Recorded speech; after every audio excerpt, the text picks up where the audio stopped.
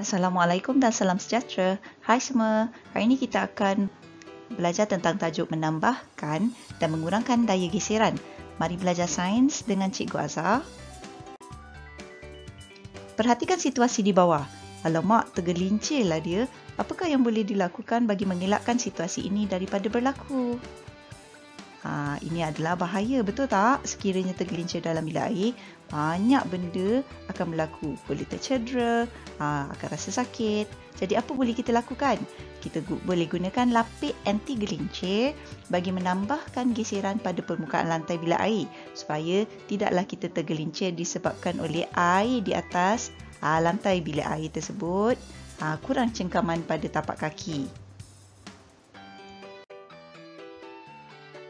Mari perhatikan situasi ini. Susahnya nak buka penutup balang ini, terlalu ketat rasanya. Tapak tangan kamu mungkin licin. Licin kenapa? Mungkin basah ataupun terlalu kering. Nah, gunakan tuala ini. Betul kata kamu. Saya dapat membuka penutup balang ini dengan mudah menggunakan tuala kering kerana cengkaman tuala kering tersebut lebih apabila kita gunakannya. Tentulah, ini kerana penggunaan tuala kering menambahkan daya geseran pada permukaan penutup balang berbanding dengan hanya menggunakan tapak tangan kamu yang licin. Situasi ini biasa berlaku di kehidupan seharian kita, betul atau tidak? Maka, sekiranya anda ingin membuka penutup botol sos dan sebagainya, jika tidak boleh, anda lapikkan dengan kain yang kering. Menambahkan geseran. Kenapa kita perlu menambahkan geseran? Ia adalah bagi membolehkan kita melakukan kerja dengan lebih cekap dan mudah. Kita perlu gunakan permukaan yang kasar dan bercorak. Perhatikan gambar tapak kasut ini dan juga perhatikan corak yang terdapat pada tayar kenderaan ini. Ia berfungsi untuk menambahkan cengkaman pada jalan dan mengelakkan tergelincir. Kita boleh gunakan pelapis anti gelincir tadi seperti contoh yang awal. Ia berfungsi untuk mengelakkan tergelincir pada permukaan lantai yang basah. Apabila permukaan lantai basah, terdapat satu lapisan air di atas lantai tersebut. Tapak kaki kita tidak dapat bersentuhan secara terus dengan lantai. Maka ini yang menyebabkan tergelincir. Ini yang menyebabkan licin kerana terdapat satu lapisan air iaitu permukaan tambahan. Jadi, dua permukaan tidak dapat bersentuh. Tidak dapat bersentuh ni adalah permukaan tapak kaki dan juga lantai. Itu yang licin. Maka bila kita guna pelapis anti gelincir, kita boleh tambahkan geseran pada permukaan tersebut. Seterusnya, kita boleh gunakan serbuk kapur magnesium karbonat di mana ia berfungsi untuk mengelakkan pemberat besi daripada terlepas dari genggaman. Walaupun ia kelihatan seperti tepung, tapi ia berfungsi untuk menambahkan geseran pada permukaan tapak tangan kamu. Dia adalah berasa kesat. Maka pengangkat berat ini, dia boleh menambahkan geseran pada permukaan tapak tangan dia yang bersentuhan dengan besi pemberat. Seterusnya, kita boleh guna pelapis tertikus. Ia membolehkan pergerakan tertikus lebih mudah dikawal. Apabila ada pelapis tertikus ni, pelapis mouse ni, dia boleh membolehkan kita mengawal pergerakan tertikus ini dengan lebih mudah. Kita gunakan corak pada permukaan objek. Contoh dia adalah pada lapik kerusi ini. Corak ini membolehkan tapak kerusi tersebut ada cengkaman tambahan dengan lantai. Ia membolehkan objek dicengkam ataupun dikekal pada tempatnya. Langkah-langkah mengurangkan geseran. Ia adalah untuk mengatasi masalah yang wujud disebabkan oleh geseran.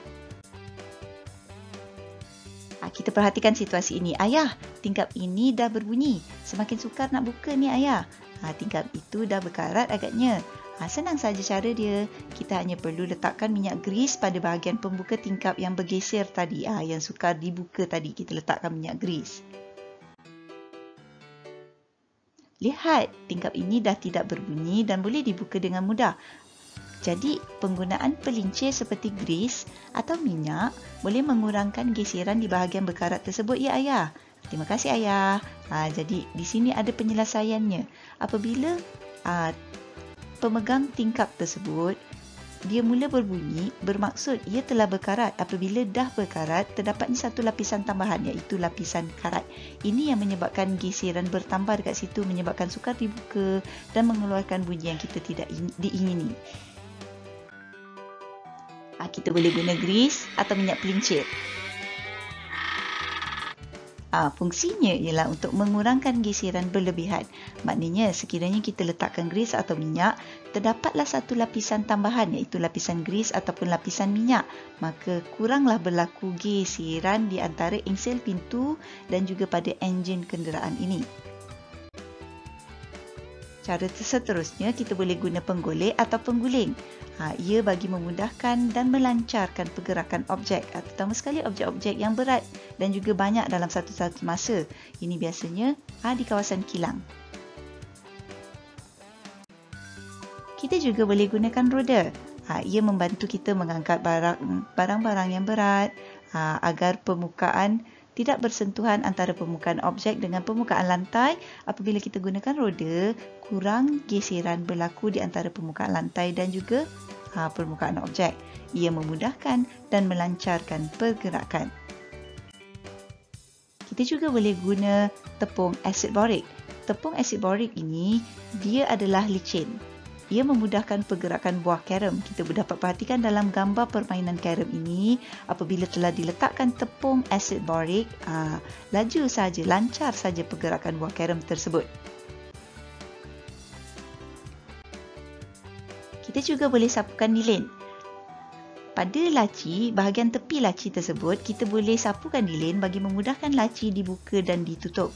Dan juga pada papan luncur salji ini, iaitu snowboard, ia memudahkan pergerakan di atas salji kerana akan kurangnya berlaku geseran pada permukaan papan tersebut dengan salji.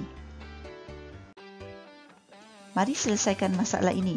Apakah yang kita boleh lakukan terhadap situasi yang diberikan ini?